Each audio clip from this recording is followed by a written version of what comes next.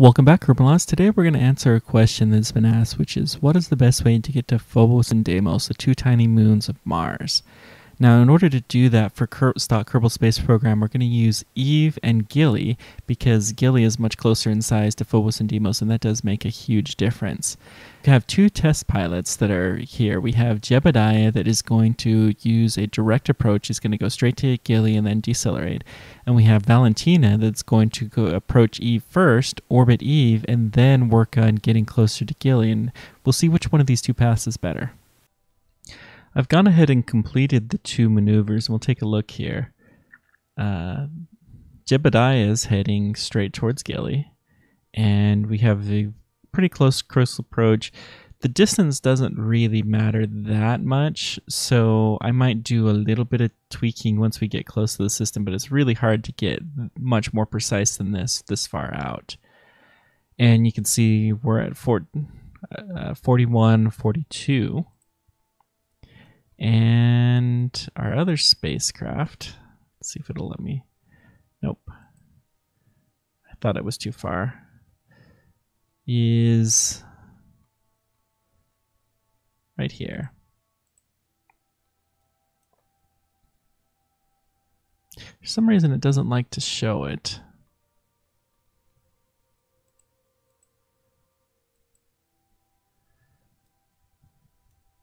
For reasons I haven't fully figured out. I'll go back to the tracking center. They're too close for it to show, but too far to do a switch. Okay, so this spacecraft is piloted by Valentina, and it is doing a really close approach. It's going at 100 kilometers from Eve, and it just happens that we're even better inclination than we were initially. So this is looking really good. We're going to go ahead and see how these two flights pan out, and we'll see once we get to Eve. And we are back. So the direct approach plane has already entered Eve's orbit. You can see the other one is just a little ways away. Excuse me, the Eve close approach is there, the direct approach is almost there. It's kind of just a fluke, whichever one gets there first. It happens to be that the close approach used a little bit more fuel than the direct approach did, although in some of my previous tests that has been the opposite. So the significant chunk of fuel, though, is going to happen here in a moment.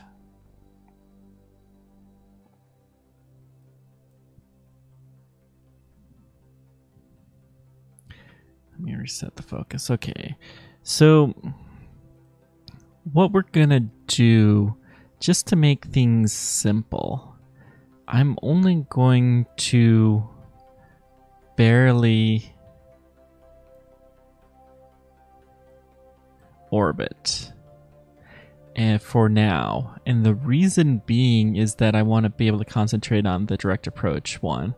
I don't want to have to try to do two things at once. So you can see here, it's not going to take a whole lot to be in a loose orbit of Eve, which is good. And it's not going to take nearly that long to do. I'm going to go ahead and warp. I think that's going to take about 20 seconds of burn. I really hope I'm right about this. Oh, it's not even that long. Okay, so we'll cancel this maneuver and we'll burn at T-minus 3 seconds to periapsis.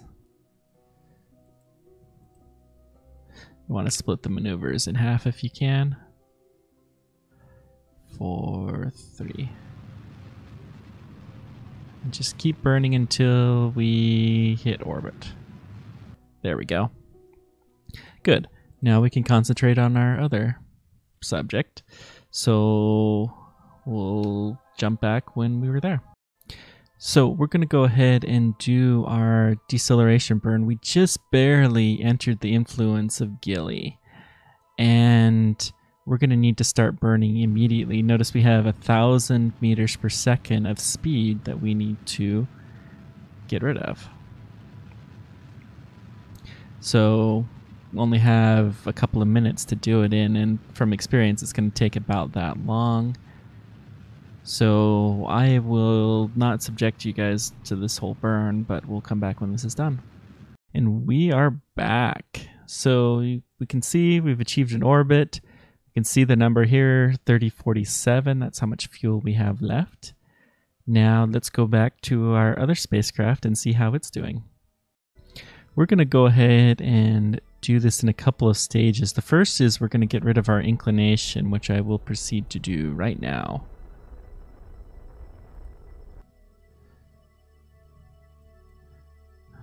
Oh, we missed the descending node. Oh well. I don't know how that happened. We got rid of most of it. That's good enough. Now, the second stage is we're going to have our orbit line up better with Gilly. So we're going to go ahead and warp to the periapsis, which is still above 100 kilometers. Good. We don't want to get in the atmosphere of Eve. And we're going to use that to touch the orbit a little bit closer. Should only take a little bit of fuel to do it from there. I'll be back then. And we'll just go ahead and do our little quick move. What is going on? It always does that. Sorry about that. So this is slightly less than optimal, but that's okay. And we burned too much. But it didn't take very much fuel. If we have to correct it a little bit, then that's okay. Actually, I'll go ahead and burn a little bit now.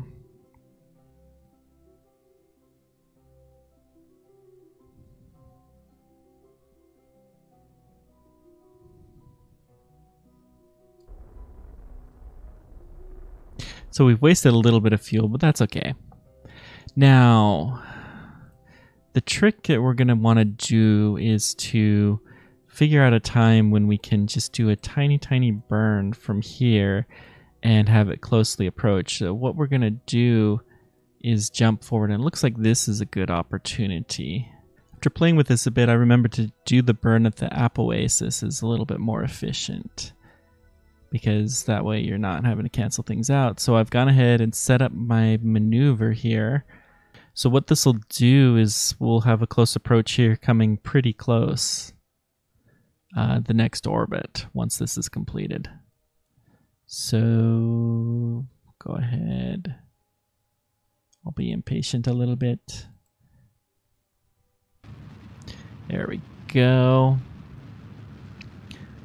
Do this 20-second burn, and then we should be pretty close. Take a look at our fuel usage. It looks like we've used a lot less fuel, although we're still going to have to use a fair bit.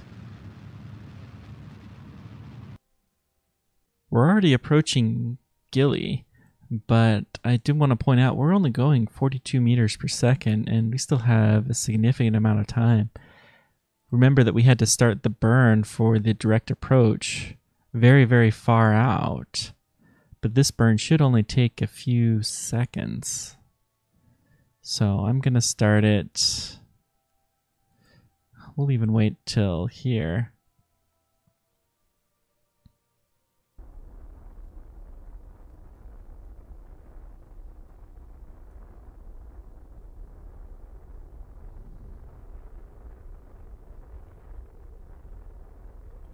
And we're in an even better orbit than we were for the other one, although that's largely a function of where I started. Okay, so both spacecraft are now orbiting Gilly. They could land or whatever. It doesn't take very much fuel to do that from there, but they're both orbiting, and that's the important thing.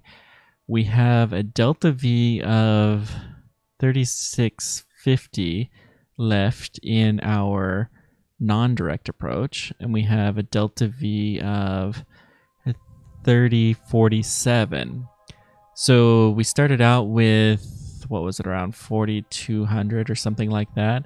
So the close approach to Eve used almost half of the fuel that it took for the direct approach. And the reason why that worked is because of the Oberth effect.